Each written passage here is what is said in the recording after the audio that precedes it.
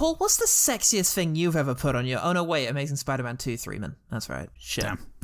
Oh, well. A tremendous amount of 2-man, but only 4 3-man. Ooh, only, he says. Only 4 3-man. We've been spoiled. Just there. Oh my god, we're going to get through this so quickly. It's almost unbelievable. Barbara Vincent was in Baywatch and New Year's Eve. Great. Rosemary Howard was Kevin's mum, Penelope Crumb, in Glass, and was also in New Year's Eve. Fuck M. Night Shyamalan. He's a legend. Roger Brenner as a fire person, who also played a fire person in The Goldfinch, and has played a fire person 117 times. Fuck me, so he's a fire person. He might just be a fire person who keeps getting into... Sir, please don't put out that fire, we're filming. I take my job very seriously. I'm Roger Brenner. Jesus, I mean, you've got the name for it. All right, we'll have the fire brigade come in as part of the movie. That'll be $100,000. Roger Brenner values himself. The richest fireman. That's a great name for a novel. Although he didn't play a fireman when he was in New Year's Eve. Branching out, finally. Finally, we have Martin Sokas, who played Dr. Ashley Kafka, who was the Azaria-like. He's Celeborn.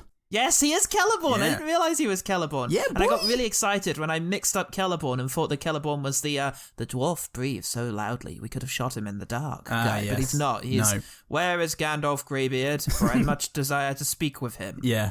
Yeah. Woo! Oh my god! Knock it out of the park, mate. Yeah, and he was in Attack of the Clones where he played Poggle the Lesser, the weird floaty guy who goes... Oh yeah, that really comes through.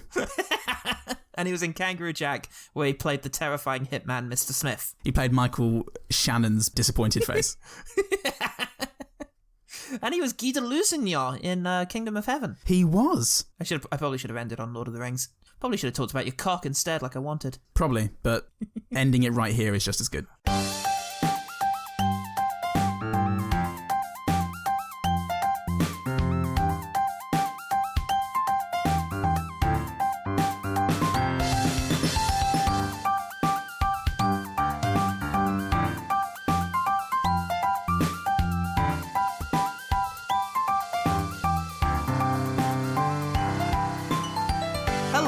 To One Good Thing, the podcast that took both pills. Uh-oh. Whoops. I'm Paul shat himself in front of Morpheus.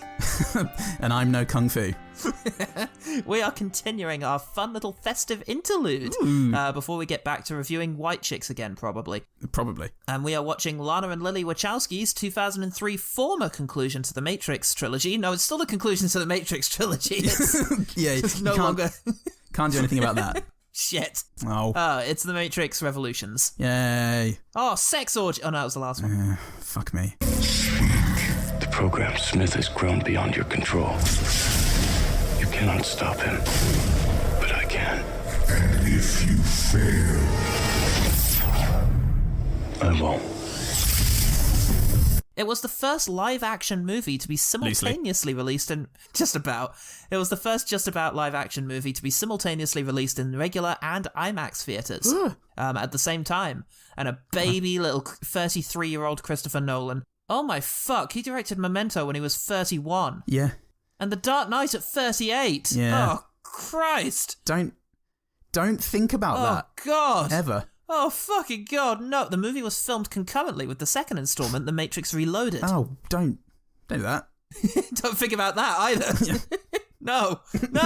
And also the video game Enter the Matrix, all of which came out in 2003, along with the Animatrix, the Addictive Matrix website, and the Matrix comics, all of which I was into. Yeah, interesting. So maybe you saw all of them and you sort of viewed it all as a single moment in time. And you just like the purest 3 seconds of media in your experience. It absolutely was, because yes, 2003 was the year of The Matrix and the third year of The Lord of the Rings and Old Boy. Yes, wow. Yeah. So I'm just thinking now of all the bits of them, all the different like Matrix brands split into multiple sections and displayed, like in Hannibal, that woman who's put in the various perspex slots. You can get the Matrix toothpaste, which is you squeeze it out and it's just the numbers running down. Very bad, man. Incredibly toxic. Yeah, incredibly toxic. Didn't clean your teeth. Made them much dirtier. Not what you want with Terrible, toothpaste. terrible mistake. Yeah. Well, critics need love like everything does. That came out more musical than I was expecting. I was just going for Weaving's delivery. Yeah. You can't go for the Weaving, mate. Everything does. My name's Paul Salt, and I'm here to say cookies need love like everything does. Oh, I love this child-friendly rapper. No, the second verse. Second line is hateful. Shooting cops in the face. For no reason. He's not even against them. Unbelievable. But they never get love, so they hate everything, including this. Yeah. Tim Brayton, over at the Antagony and Ecstasy. Okay. Says, it averages out to be a mildly better film than The Matrix Reloaded, mostly on account of being neither as good nor as bad as its peaks and valleys. So this is the Ambien of the series. He thought he was being so clever with that review, but it's meaningless like the third movie, Matrix Revolutions. Spoilers of our review. Yeah, I hate it. It's fucking meaningless. Public, meanwhile, decided to persist because they choose to. Sephiroth. Sephiroth. Well, speaking of Sephiroth, Ashley Piper at Google says... fucking Sephiroth. Let me breathe in here.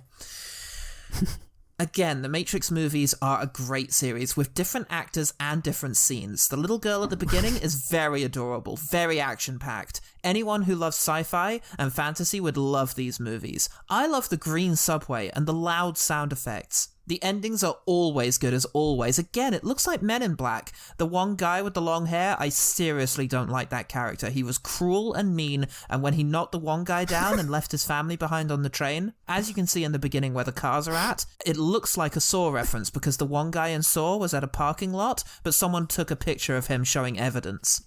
Where did you find this? Was this written by the Human Centipede? All parts of it at once? 9 out of 9 people found that helpful. Oh, well, those lucky few. Different actors, Paul. Different actors, this movie had all of different them. scenes. He hates 44-inch chest. Cut, for God's sake. That action-packed little girl.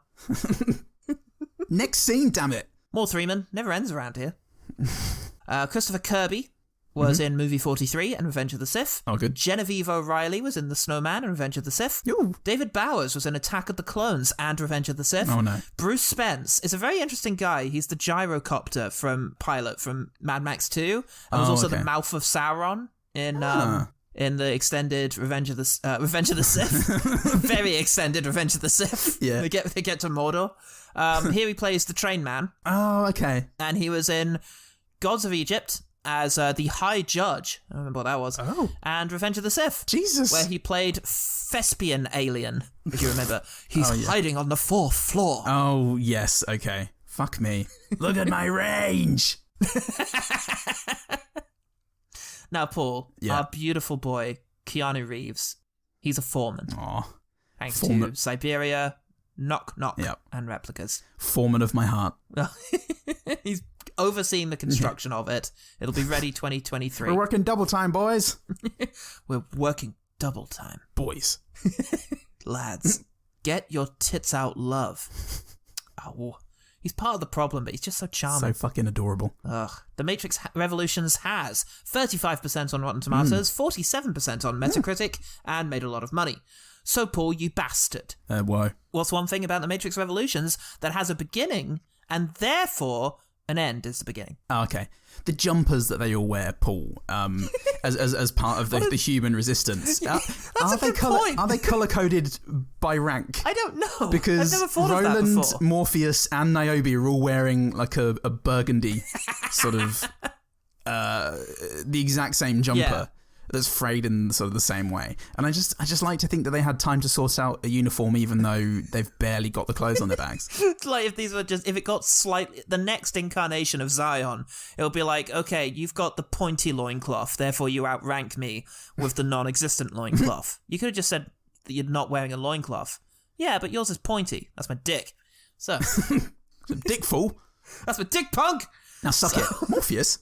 Oh my god! We're getting a Nasty's Morpheus in the next one, played by Samuel L. Jackson and written by Quentin Tarantino in a film I dare you to find relatable.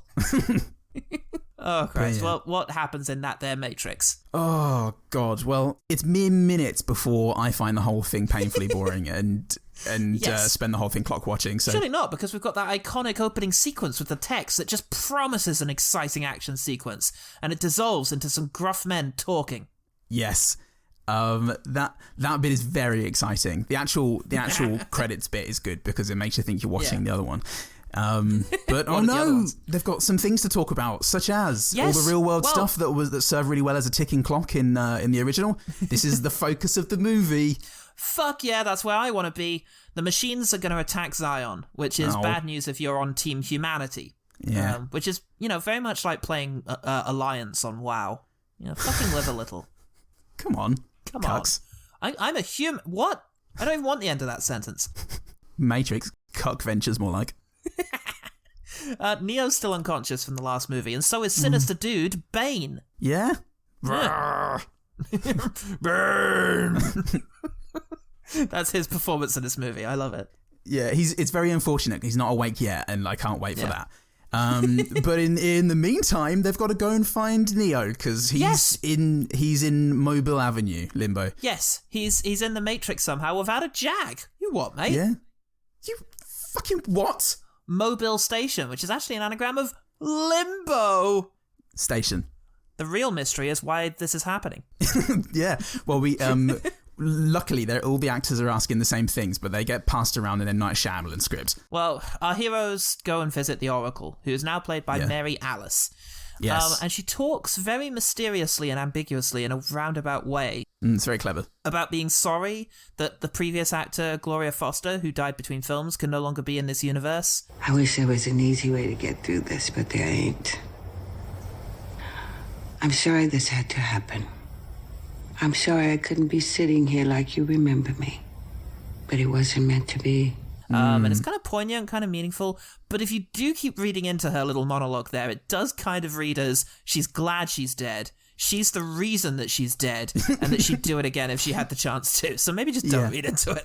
Best not to read into any of this, and I do mean that sincerely, because there are layers that you would not, if somebody pointed at them and said, look, that's a multi-story building, you'd say there's not a single brick there, mate.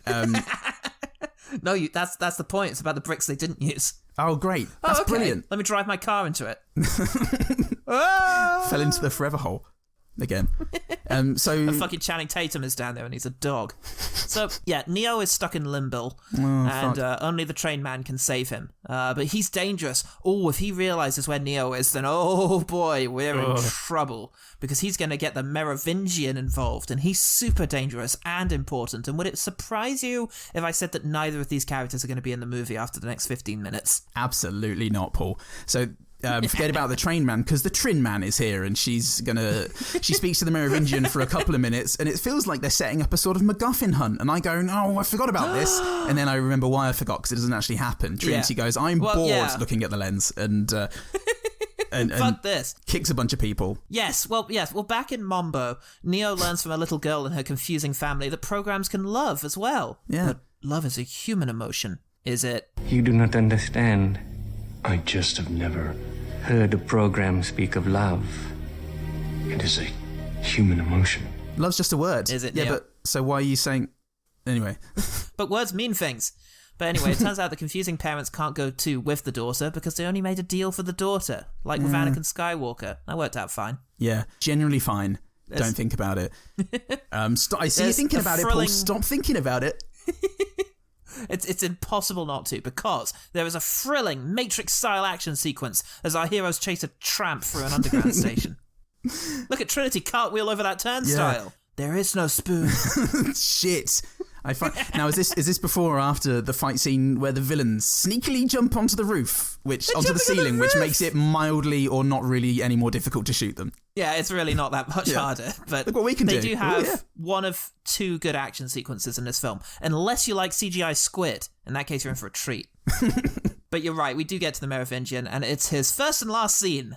I've heard a lot about this guy, so this will be good. And yes, he does talk about consequences and deals and costs, and I feel like the Wachowskis have deliberately included Monica Bellucci's cleavage to really just dare me to try and pay attention to this shit. It was hard enough anyway. And so was following the plot. Oh, like my erection. So, yes, he wants the eyes of the Oracle. Ooh, that's very interesting, because that's going to be a real dilemma. Will they turn on the Oracle and give immense power to their enemy in order to gain back their supposed savior? Morpheus is actually having a crisis of faith right now, so this is going to be a very complicated decision for him. And certainly for Trinity, who has to compare her direct love for the band that she loves with a much more road band. Oh, no, they just can kick really good. Oh, okay, so what happened? Do they take the eyes, right? Oh, no, they just kick for a bit. And then go and get the Oracle's eyes. No, the Movision just gives Neo back and leaves the movie along with Trin Man and Monica Bellucci's cleavage. Au revoir, he says. Hang on, he's not really French. No wonder this film's boring. Arrivederci. I know. That's not even... I'll be back in the Matrix Resurrections. Oh, he really will, actually. Is he actually? Oh, that's... He's credited. I can't wait for this now. If one man can make this guy work, it's David Mitchell. So... Neo, at least whilst he was down there, had an epiphany, so it wasn't all to waste. He's got to go to Robot Land to beat the biggest robot so they can win the robot war. It's a very sophisticated film. It's all about philosophy. And we've got an hour and 40 minutes left. So we have to fill this with some stuff. We do. He goes to the Oracle in order to ask her where this is going. It seems fair. Okay. Fair enough. I'm very scared that you're doing a scene-by-scene recap of this, Paul. I'm very scared. Just you fucking wait. I'm going to cut over about an hour of this movie in a paragraph. Okay, good. It turns out Smith is copying himself into everyone, which will kill all of the machines. Oh, shit. And the humans too? Maybe. I don't know. Smith's got a dude in the real world now, and he can hit you with a stick. Oh, fuck. Oh, we've got a common enemy then. Yeah. Neo says, he's not going to get the better of me, though. I bet my eyes on it. That's not a common expression. It is in Zion. It is in Zion where I live. And if I don't, then may Bane strike me blind. Why'd you say that? That's very context specific. No, my dad used to say that. Yeah. Like the Bane of humans. Called Bane. You know, Bane. Yeah. Bane. Oh, yes. Sorry, says Trinity. So, yes. Anyway. Neo gets out of the Matrix and Smith shows up. Oh, shit, there's a showdown between Seraph and the Smiths. This is going to be pretty good. Oh. Yeah. So, the Smiths assimilate the Oracle, and then he laughs. Yeah. He does a big old laugh, and he says the cookie thing. Oh, it's quite funny. Yeah. Hugo Weaving, he came straight off the set of Priscilla, Queen of the Desert for this, and he went back there. You can he left really his classes. Oh, he's still filming. Oh shit, this is awkward. Cookers need love too. Brilliant. What was that? They said the set and crew of Priscilla, Queen of the Desert. Oh boy, more characters though. I hope you played Enter the Matrix because it's Niobe and Ghost. Oh fuck yeah. Oh, you didn't? Oh well, their performances will fill you in on their character and their dynamic with each other. They are two people. Two whole people, no less. Now, Paul, I did wonder, did I forget these people from Matrix Reloaded? What you're telling me is no, I did not. They're in it for like 2 scenes in Matrix Reloaded. Because I was writing, as I was watching this delightful movie, one of the issues is I don't know anything about these characters and I don't care about them or anything that happens to them. Maybe because I've forgotten them from The Matrix Reloaded, but that's not necessarily because The Matrix Reloaded is just lots of Agent Smiths piling on Neo. Yeah, that's with the whole like rubber movie. sound effects and some white men with dreadlocks. And that's it, I think. From Grand Designs. Yeah, that's the movie. So... yeah. Tell you what, though, more characters you might remember from that hit movie. Remember Commander Locke? Fuck yes. Oh, that guy's the worst. I actually went as him to a villains party back at uni, and it was I got lost on the way there. Locke, he's from Roland. Bloody hell, Roland's here too. Roland the Rat, he's here. We've also got Z, Link's wife, who will be joining the infantry, and Kid, who's from the Animatrix. More on them later if they do something funny. Gina Torres is here. Don't think about all the better things she's in. John Bloody Wick wants a ship to go fly off to Robot Land, so Jada Pinkett Smith gives him her ship. Yeah. And Trinity comes too. But also Bane. Whoops. They've got one uninvited person on the ship. They've got one Bane too many. Ugh. Oh, fuck. Bane of my life, they say. It takes everybody way too long to realise that he's Agent Smith. Who the fuck else calls you Mr. Anderson like that? Mr. Anderson, I see you are as predictable in this world as you are in the other. What? Even if he didn't do a fucking pitch-perfect imitation of Hugo Weaving as Agent Smith, the fact that he calls you Mr. Anderson... You'd be like, oh, you're Smith in some guy's body. It's not even the weirdest thing that's happened to you this week. Yeah. No, I don't. I choose not to believe this. And you go, hello, Mr. Anderson. Oh my God, it's Agent Smith. What? No, it's not, Mr. Anderson. It's the sound of your... Dun. Sound of your death. There's a very nasty fight between the two of them. Smithbane dies. Neo gets blinded. Yeah, fuck. But he can still see the machines. There's a paragraph for your Reddit entry. I have no idea what this is. Back at Zion. It's time to load up the CGI mech suits. Fuck We're yeah. gonna beat those robots with our robots. Okay. And, do you know what? The battle happens. Yeah. They shoot a lot of robots, the kid's a hero, everyone gets to Zion, and they fall back to the big cave for the last stand. Yeah. Is that enough time for one last rave orgy? No? Morpheus, you look like you were nodding. No, I'm just thinking of the track, that sick beat. Can't help it, man. It's so addictive. Oh, well, fuck yeah. Neo and Trinners arrive at where babies come from, and then follow the line to the squid guns, as I like to call it. Neo explodes the squids with his brain. I wish it was as fun as that sounds. Yeah. But none of it is. None of it is, because they just crash, and Trinity dies again, and Neo reaches the source, which is a robot baby. Yeah. A very angry robot baby who's past his bedtime. Angry robot baby. And yeah, he says, well, we should kill you. And he goes, maybe you should. And they go, well, we won't, actually, because this is a movie. He says, let me fight Agent Smith. I can beat him. Yeah. I definitely can. I can go and have one fun action sequence in this movie. So the baby agrees to send him in to fight so that Neo can fight the Smiths. And the baby goes, it is going to be fun though, right? And he goes, yes, definitely. It is definitely... Yeah, bits of it. Yeah, bits of it. Like the beginning, the opening shot. And boy, what an opening shot. They're walking in the rain and my God, it looks gorgeous. They run up and they throw some punches. And like you see the punches hit and they don't cut away. And then Dragon Ball happens. At the end of which he doesn't win. Yeah. He gets assimilated into the Smiths. Oh shit, it can happen to the best of us. Fuck. No. Well, they did save music. But then, oh snap, Smith is now connected to the singular AI consciousness again, so he can be deleted. Wait, what about when he assimilated all the agents? They were like programs by the machines. Or indeed anyone in the Matrix, they could just put the energy... It doesn't matter. That was different. Don't you know anything about hacking? Come on, Lex. So the Smiths all die. Yeah. Neo dies, maybe. Wink, wink. Oh. But the machines win. Yeah. And in celebration, they let the last few humans live a bit longer. Is this the best ending?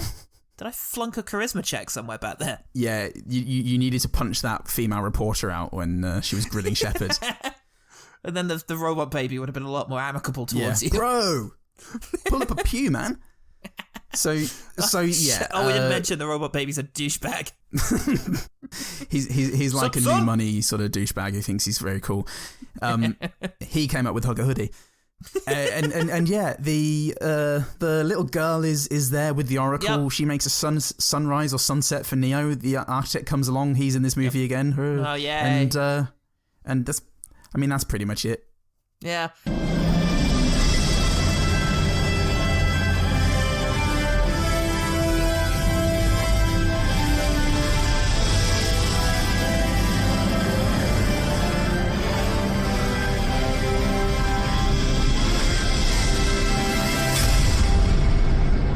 New Matrix movie, December 22nd.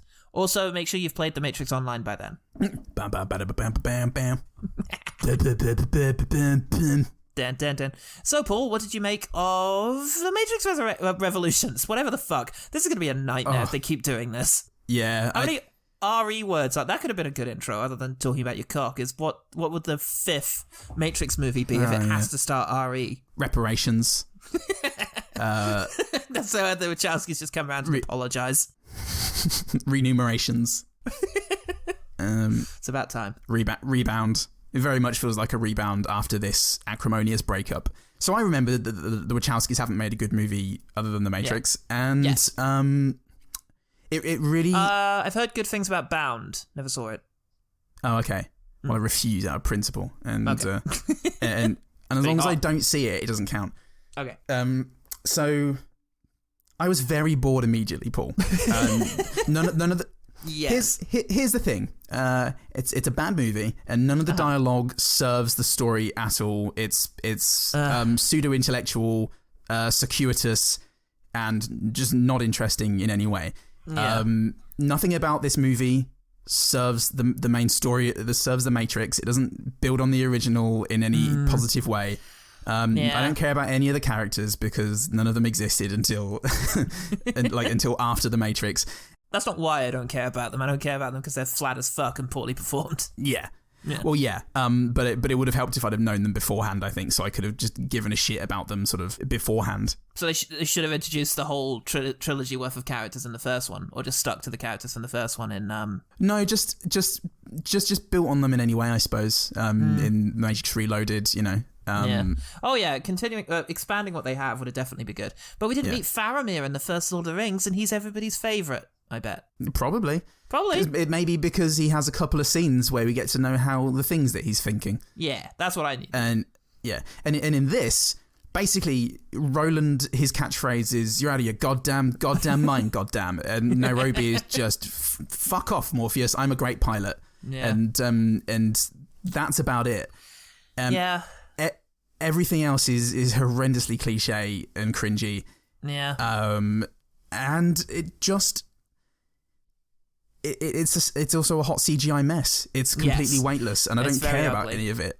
No. There's a good sense of hopelessness that I quite liked. There's a sense of, holy shit, how are we actually going to survive this? We definitely won't. The chances of this having a good ending is so remote that we might as well kill ourselves right now. And it feels like a big old story. And there are a few memorable moments. But there's just, for me, really just not enough of the Matrix in it. Yeah. The real world stuff isn't fun. And I think they lost track of the fun in this one. Because even the second one, as much of a fucking mess as it is fun. It's a goofy movie. Because, you know, yes, people loved the philosophy of the original and the mystery and the deep themes, but they also really loved kung fu versus robots. Yeah. And big gunfights and bullet time. There's no bullet time in this movie. There's one bit of Trinity, she does that kick that she does from the first movie on one of the upside down men. Oh, yeah. And he goes, that's right. Fuck. So, yeah, one repeated bit of bullet time. Yeah. And it's a callback. You know, and the references to Japanese cinema are well, we have the mech suits, and I feel like they banked on the mech suits being awesome. Yeah. Like, they thought the mech suits were going to be great, and everyone's going to love these things, and they're going to love the action sequences with them. But if you've got a mech suit, and it's got these big guns on the arm, and you show the guns being fired full on, all out, to almost no effect, it just makes them look like they don't do anything. Yeah. So it's just noise and lights. Yeah, it's noise and lights, and there's no sense of these things actually being dangerous or, you know, leveling the playing field in any way. Yeah. Like, it just seems like a massive waste of time putting these mech suits out. They should have just bombarded the door straight away and used rocket launchers. Yeah, or just had EMPs all along the way and be like, well, it's going to shut down our defenses, but we'll just keep using EMPs. Unless using one EMP, like, cancels out all the other EMPs that you could use, I suppose. I think it might. Well, think of a better way of doing it then. Put all your effort into that. All of the time that was spent on mech suits, just put it into EMPs and technology to turn on an EMP after a previous one has recently gone off. Yeah. Like shielding or something. I just think that the two main issues for me is they centered it all around action sequences, and the second problem is the action sequences they wanted didn't interest me at all. No. I'm thinking of, you know, Niobe piloting mechanical. Is that what she was doing when she's going down that pipe? And I think it was called the hammer. That's true. But they're piloting mechanical. I think he's going down that pipe, and it's like it's doing something in however many parsecs. And she, she's saying she's the best pilot there is, and the first thing she does is donk a thing that alerts all the sentinels to chase after them. And it's just such a wild contrivance to get some action going. Yeah. We're back to that Man of Steel thing of, this thing. We're back to the Wachowskis thing of, rather than have a good action scene or like a tense scene, they could be creeping through mechanical and trying to avoid detection. But it's just a kid with a toy in each hand, smashing them into each other again and again and again. And that is done at the expense of everything else: character development, tension, stakes. Yeah, well, because once you don't have the coolness of the actual digital dream world where you can, have samurai swords versus cars and have incredible superpowers and great kung fu and grace. Once you rule that out, then you notice the flat acting, the clunky dialogue, the messy plotting, and the increasingly CGI heavy visuals, all of which have aged very poorly. Yes. Case in point for me, as soon as the Burly Brawl starts and we return to the Matrix for the second time in the movie, the movie gets fun again for me. The music goes camp as shit with its, da da da da da da da.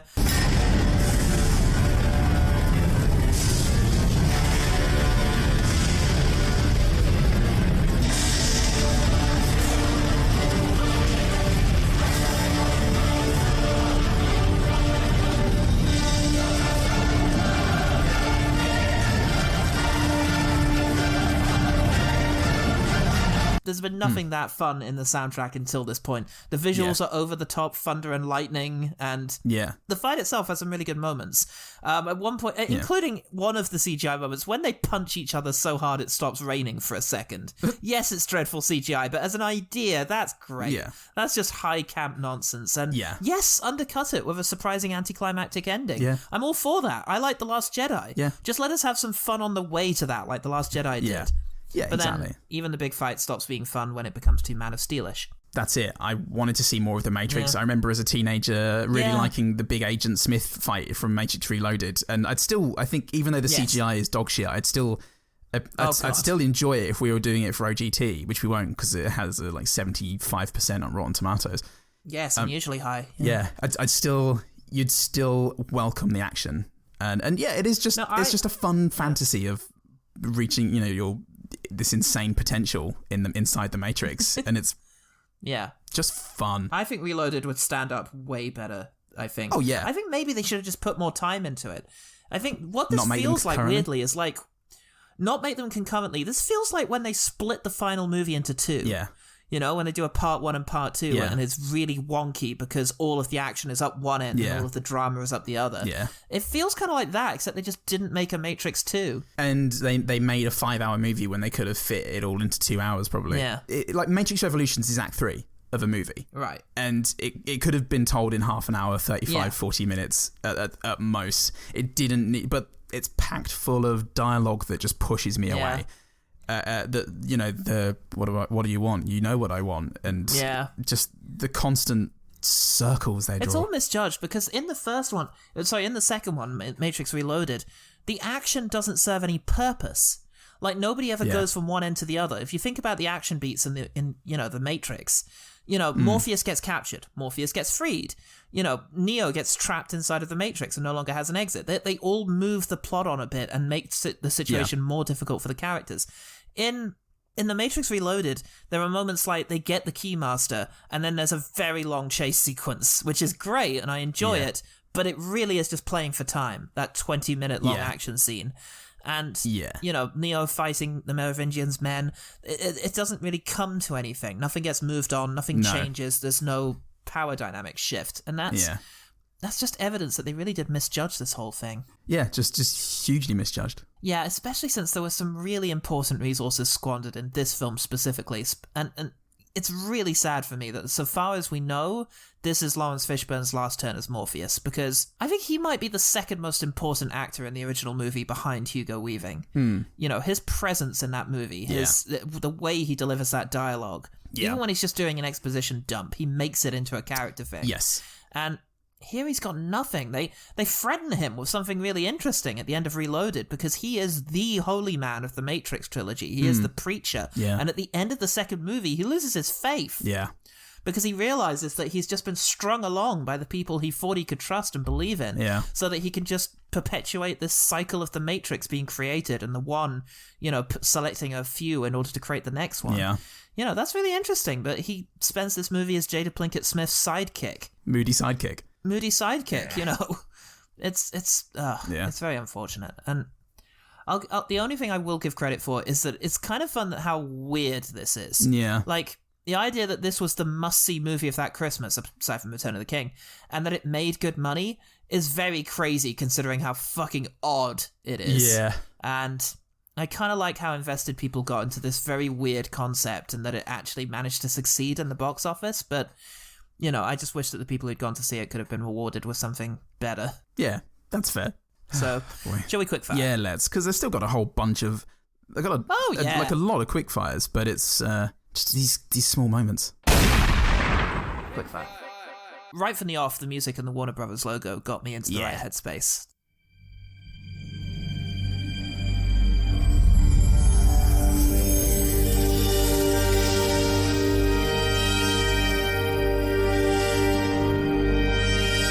But it did just make me wish I was watching The Matrix. Yeah, that's the problem with that. Yeah. But it did, it got the blood pumping a little bit. Look, the PVC, it's so nostalgic. In their they're like little things like them with shades on looking askance at one another in confusion at something weird someone has said is just the most iconically lame thing from the Matrix trilogy. and I do so like that. Naughties. Yeah. I really like, speaking on a fashion note, I really like Neo's suit in Limbo. Specifically the suit he wears when the first time he's in the Matrix. It's very nice. Yeah, good. I like it quite a lot. Yeah, he's a beautiful man. He's a beautiful man. Beautiful fuckable man. So when the sort of Escher-esque suggestion of Neo running out of one end of Limbo and then, into coming back in on the other side of the screen. That's fun. I like that. Yeah. It's just a little moment as well. And he doesn't go, whoa, it's like a thing. It just happens and he kind of goes, huh? And that's it. Yeah, he goes, fuck, or something like that. Oh, shit. Yeah. Bollocks. Yeah. Oh, piss. I thought the mouth of Sauron was actually quite good as the train guy. He was, kind of creepy and unhinged. He had that big smile and... You're going to stay right here until the Merovingian says different. If I know him, you're going to be here for a long, long time. I don't want to hurt you. You don't get it.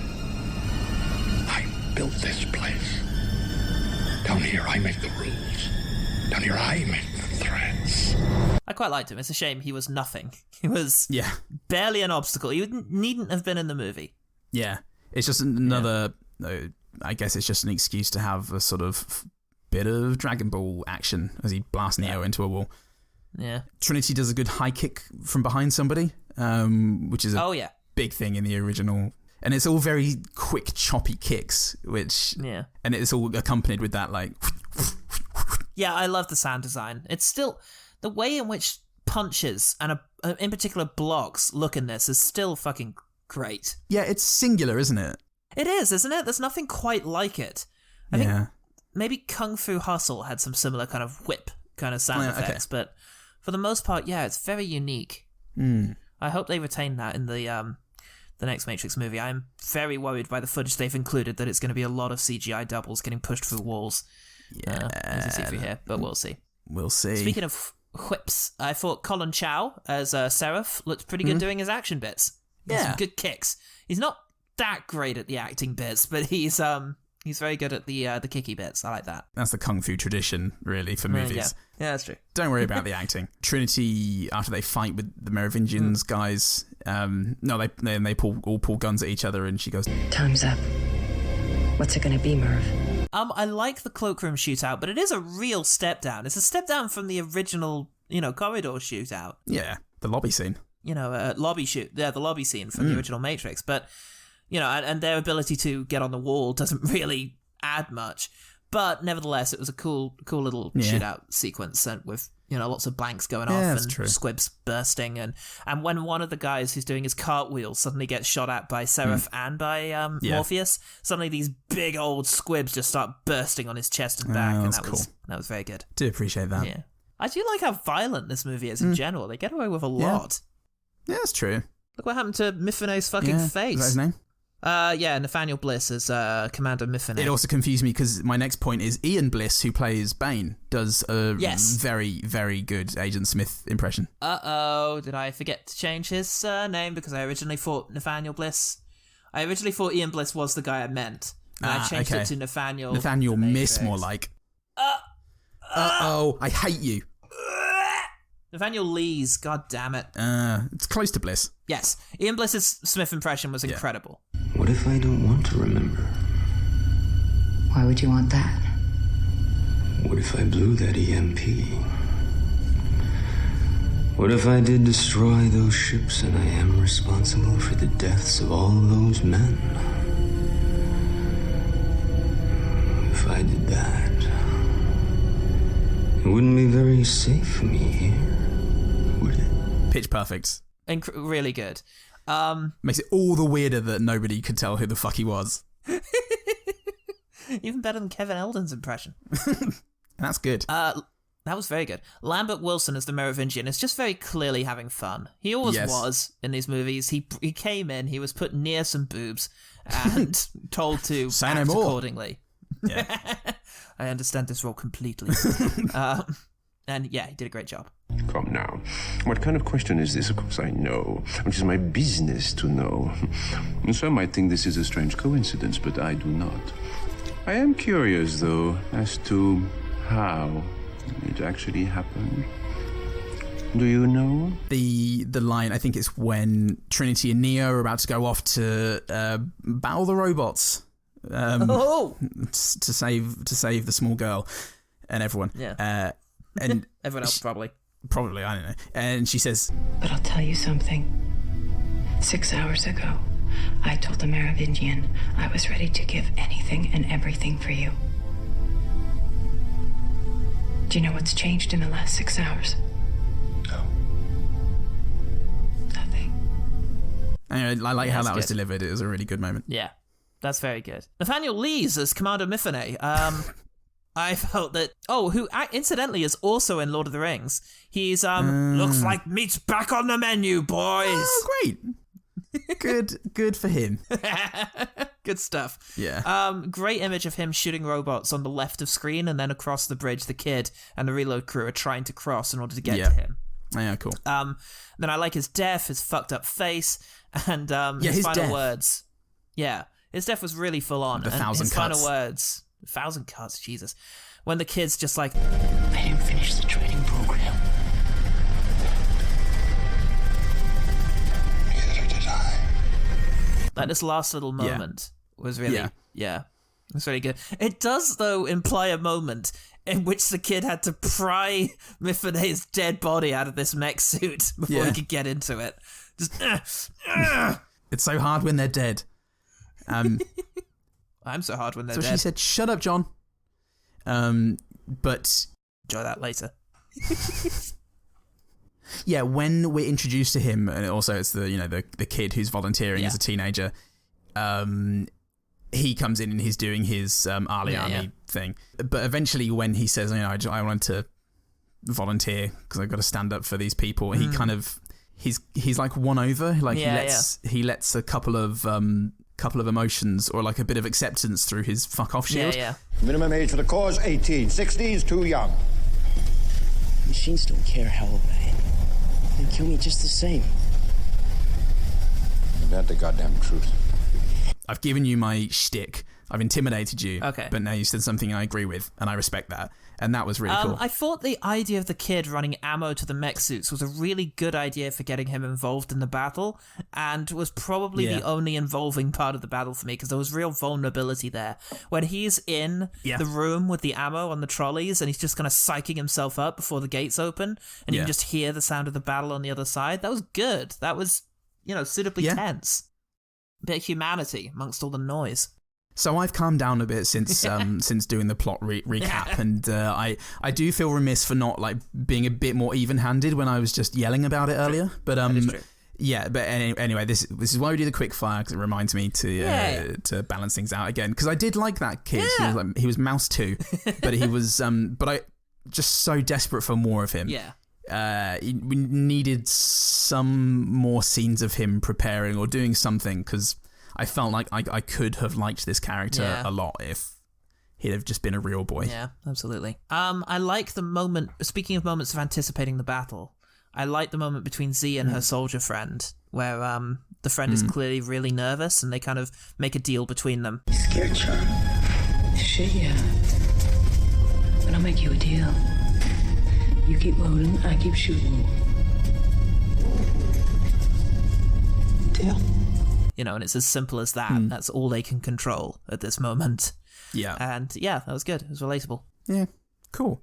Neo and Morpheus' handshake was great, that their goodbye one, because he says it was an honor, sir, and Morpheus, with that trademark gravitas, just goes, no, the honor is still mine. It was an honor, sir. No, the honor is still mine. And that was great. Oh, God, he's great. Makes you think of their history and such. And they were in good movies together. Yeah. Speaking of Morpheus, I don't know why, but this line has always stuck with me. It's an odd one to like. It's when they're flying through, Niobe is like yelling at him to do something and yells something like, keep up! And he just says, I'm trying! Yeah. Like, it was really weird to see him lose his cool like that and just be like, don't yell at me! Why would you do that? Stop, I'm trying! Jesus. Like, it was odd that he took time out to just yell, I'm trying. It was a very human kind of moment that I quite enjoyed. He's cool as fuck in the Matrix, but in the real world, little cuck. Come on, keep up! Trying! Commander Mifune, they're all in mech suits, and he's standing in front of them all, and he goes, "You all know me," and then it's just a shot of him in a mech suit, and it really made me laugh. And the mech suit guy. Yeah, that's true. He is. Oh yeah, I know that. General ripple of agreement. Yeah. Neo crying over Trinity was quite affecting, even though her death scene goes on for a very long time. Yeah. And it's fairly flat. Yeah. Him just crying and holding her. That was good. Yeah. That got me. Like, oh. Yeah, it was pretty heartbreaking.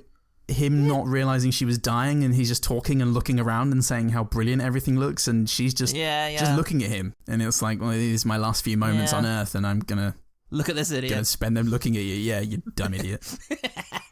Okay, a few notes from the Burly Brawl. The Super Burly Brawl, as it is called. Oh. The initial exchange on the street between them is really good, particularly after the first camera angle change, because it cuts from one side of them to the other twice. Yes. And I know this fight very well. I watched it a lot when I was a teen, and the second little block of fisticuff exchanges is very good. Yeah. When Neo kind of makes a box with his arms and Smith punches into it, it's very good. Yeah. Oh, that's cool. And then the attic part, where they get punched into an attic, is nice and contained, and there's some really good moves in there. And then finally, the image of Smith and Neo tumbling upwards together between two skyscrapers was very affecting. Just coming together, falling apart, but just both falling upwards. Yeah. That was, that's true. That looked really good. Yeah, had a bit of weight there. Yeah. I liked the design of the big drill butt monsters, the ones that the Sentinels that come in, like they're like the Queen. They just have this huge fucking drill. Yeah. On their asses, with all the Sentinels flying around. That was cool design. Yeah, good stuff. Royal Botanical Gardens in Sydney look very nice at the end, where they filmed the final sequence on the bench. Looks like a pretty place. Yes, it did. It did. If everything around it didn't look just somehow very, very fake. Well. But Jada Pinkett Smith, when piloting mechanical, very, very sweaty, had a sort of like muscly Jessica Biel appeal. Looked very good, I thought. What is it you're saying there? Slow it down for me. The clanical? Mechanical? Are you saying the word mechanical? Piloting mechanical? Yes. Right. I see. You mean like manual, like not autopilot. You've said it like 3 times, and I've been like, no, it's not worth calling him out. But now that it's come up for the 3rd time, I was like, what are you saying? So it's the hammer, it's the ship, but she's flying it mechanically. Okay, cool. Yeah, that's it. Okay, cool. Good to check in now. Look, better now than not. And I mean that 100% of the time. I'll say this, it's nice to rewatch, because I thought Neo definitely conclusively died at the end of that movie. And I thought, okay, so this new movie, definitely we're dealing with an artificial program Neo, and that's kind of interesting. Yeah. But no, he could definitely still be alive. The machines tow him off and drive him away at the end. Yeah. And there's a shot in the trailer in which it looks like he is still in the machine city. So yes. Yeah, it very much seems like the machines still have Neo. Yeah. And that the movie's probably going to revolve around the heroes trying to get him back. But Trinity is going to be a projection. So maybe that'll be the reason he doesn't want to leave, because, it's going to mean leaving Trinity. So, interesting stuff. And then Jessica Henwick's going to show up. Yeah, and be like, blam, blam. Yeah. Fuck yeah. It's going to be like, I want to be with both of you. It's going to be like... oh, shit. She's nasty. Like The Witcher. I'm going to tie him to a bed and leave him there, and then he's going to go and die by wolves.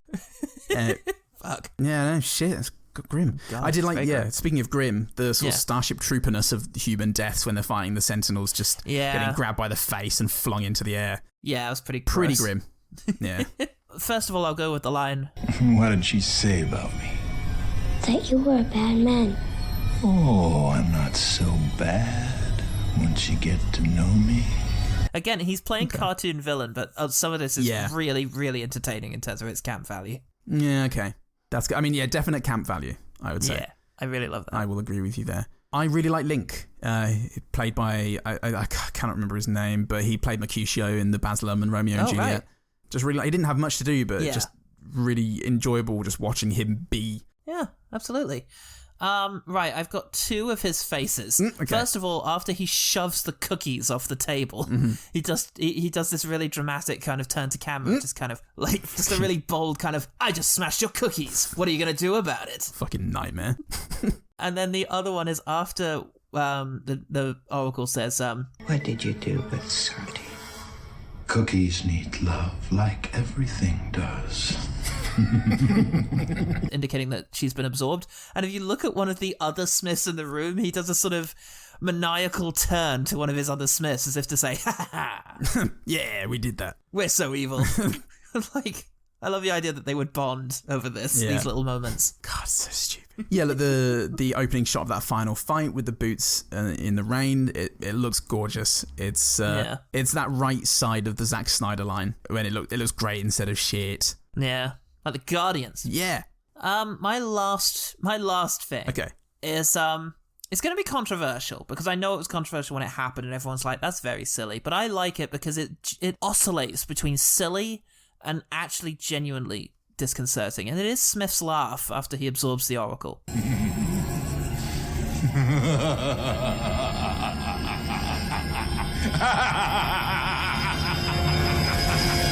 You know, you could say, oh, it's so ridiculous, and it's like an entertaining moment to watch him be so over the top. Yeah. But also, there's just something to the way we stick with him as he does it, and his eyes are moving, and it's like, we don't know what it fully means. What does it mean that Smith has absorbed the Oracle? What does this mean for the future? It means, absolutely nothing, it turns out. But it's a menacing little moment that he's just so delighted with what's just happened. And we're trapped not knowing what exactly that is, and it's good. It's quite affecting. Yeah. Okay. Yeah. Good. Yeah. Well, my final one is just the 1-2 from the 1-2 between Agent Smith and Neo at the very end. Why, Mr. Anderson? Why? Why do you persist? Because I choose to. Really like that. Yeah. It's got sufficient heft, I think, that response. Yeah. Good stuff. Yeah. Love it. Okay. Well, that's it then. That's it for the Matrix Revolutions. It's all done. Yeah. But tell you what about all the terrifying robot squids you can find online? What about the OG those monsters? Well, let's have a quick look. If only there was an EMP big enough. Ooh, for those fucking cunts. Ooh. Okay, just the one. Perhaps the apathy of the Matrix Revolutions, the sheer lethargy of the experience has dissuaded all of our regular fans, so garrulous, from taking part. And it's Nell. Hi, Nell. Ah, Nell. I know Nell. No! Oh. So I thought you were in the Twitter. I got to stop mistaking people for being trapped in Twitter. Nell says, I'm still mad and it's been almost 20 years since I was sitting in a midnight screening of Revolutions. No. The film drowned itself in symbolism and that's just one of its flaws. My one good thing, strong women aplenty. Yes, that's true. And a very diverse cast as well, which shouldn't be overlooked, especially in 2003. Yeah, very much so. Yeah, good stuff. Nell's had it so rough because she of course memorably recommended Jupiter Ascending right back at the beginning of this podcast. So yeah, it's been a rough ride for Nell. And she lives with me. So it's which is just fucking unthinkable. It's endless. So it's been a hell of a thing. So if you'd like to donate money to Nell, then give it to us. We'll give it to her. We promise. Definitely will, just like last time. But that's it. Thanks, OG team. Thanks, OG team. All right, well, let's talk about the one better thing. The one better thing. The Matrix is still pretty good fun. Yeah, I'd say so. And actually, I caught most of The Matrix Reloaded a little while ago, and whilst it is a big come down from the first movie, and you can really see the lack of characterization taking hold, and there's definite issues there, it's still fun. And the scenes that I don't like are fewer and more entertaining than the scenes I don't like in this one. Like, I don't like the architect scene, but it's a much more entertaining scene to watch than endlessly, shooting at robot squids. Yeah, I guess so. You are technically correct. I would say Matrix Reloaded is my one better thing here. Yeah, also, cool. I just remember being more excited by it than Revolutions. Yeah, that's fair. Well, there's a plot, so... There's a bit of a plot, but there's also just big, goofy action sequences you can get behind, which... When you're a teenager, all you really need. Yeah, the original Matrix wasn't like a serious movie, 100%. It had lots of camp joy and oh yeah, I mean, it was over the Ghost top in stuff. the Shell, rendered in live action essentially. So. Yeah. Well, speaking of Ghost in the Shell, I feel like I've recommended so much of everything around these movies, but that's true. Akira, if you haven't seen that already, just go and watch Akira because that's amazing. Yeah. And Neon Genesis Evangelion, why not? Just watch that. Yeah. And big robots. Yeah. Confusing ending. Big robots, yeah. Dystopia. Or read a fucking book, I don't know. I don't know, what do you want from us? Yeah. And that's the one better thing. Our contempt. Now fuck off. The one better thing. But don't fuck too far off, because we're going to tell you how to find out more about us. Fuck off. Yeah. When you're done fucking off, come back with a fucking sandwich and take a picture of you enjoying it, you lovely person. I'd love to send see it to that. OGTpod at Twitter or Facebook. Yeah, or send us an email describing in detail. Oh, that's good. All right. A detail email, or a D-mail, as and I've been calling it. And that explains now, reflecting on it, why I've been banned from so many social media outlets. My D-mails are something else. Send us a D-mail, everybody, about the sandwich that you put on your dick. And you can do that at ogtpod@gmail.com. We have a Patreon where for as little as $1 a month you get exclusive access to content such as our Hades Let's Play, our other things such as me singing Bond themes, or 50 Shades of Paul, or our wonderful pitches, and bitches. Yeah, pitches and bitches. And witches and snitches, all of which can be found on Patreon. Content released every week for you wonderful bastards. Yeah. Thank you, everybody who is a patron. And goodbye. Goodbye. I'm Paul Stitches. I'm no Kung Fu. Oh, fuck. And remember, the one good thing about the Matrix Revolutions is that Ian Bliss does a hell of a Hugo Weaving impression. And no one can take that away from him.